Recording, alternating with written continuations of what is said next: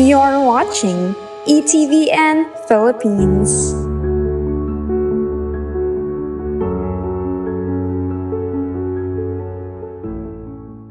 Pero ang ginagawa ho namin, kami nangangaral. Kaya halimbawa, pag Sunday Mass, tinetake up ho namin ito. Sinasabi namin na yung mga nagnanakaw, talagang malaking kasalanan niya. Wala.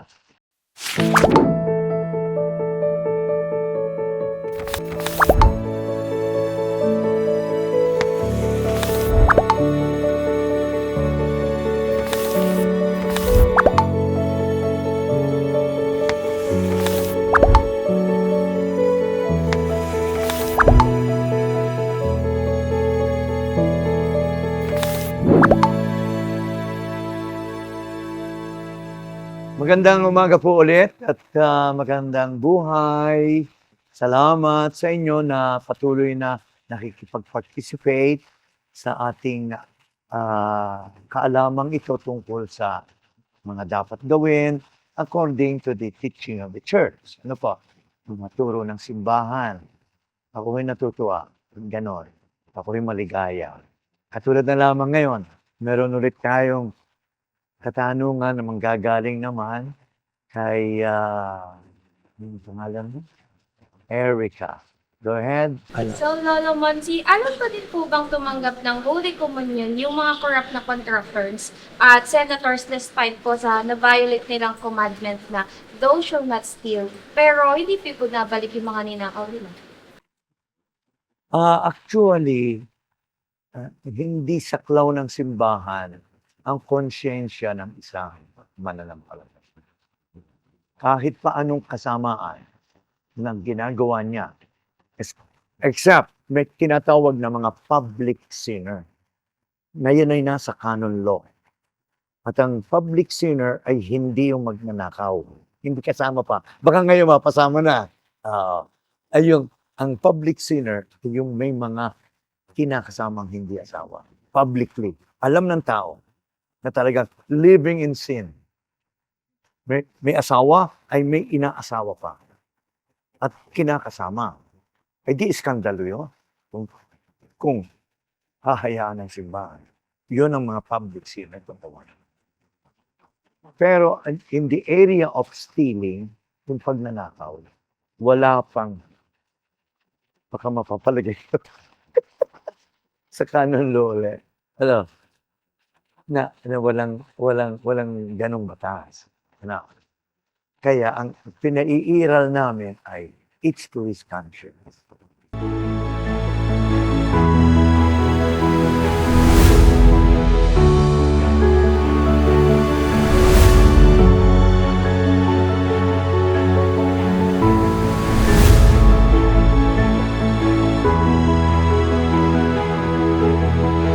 You're watching ETVN Philippines.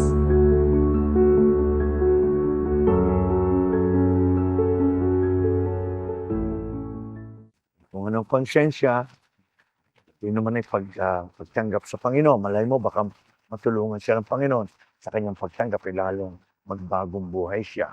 Ano po? At yung requirement, yung po bang pagsasoli ng mga ninakaw, ano ho, yun naman ay sa confession. Ang nangungumpisal, nagsisisi kaya nangungumpisal ay hindi basta sabihin ako'y nagnakaw.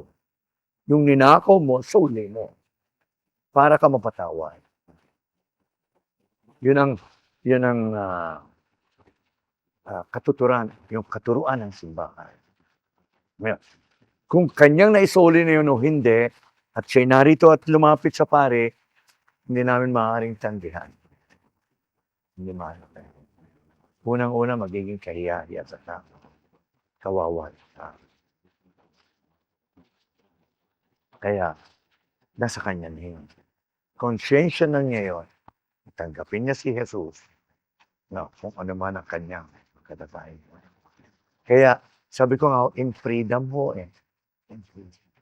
Hindi rin naman namin pilitin. Pero, ang ginagawa ho namin, kami nangangaral. Kaya halimbawa, pag Sunday Mass, tinetake up po namin ito. Sinasabi namin na yung mga nagnanakaw, talagang malaking kasalanan niya. Wala. Kung tutuusin, hindi pwedeng mga yun. Pero in spite, at walang sinasabing pangalan. At kung sakali na siya naroon, pakinig niya yun, at still, lumapit pa, wala magagawa pa. Hindi sabihin na parang magnanakaw ka. Hindi. Natawa pa rin. Ganun lang. Okay?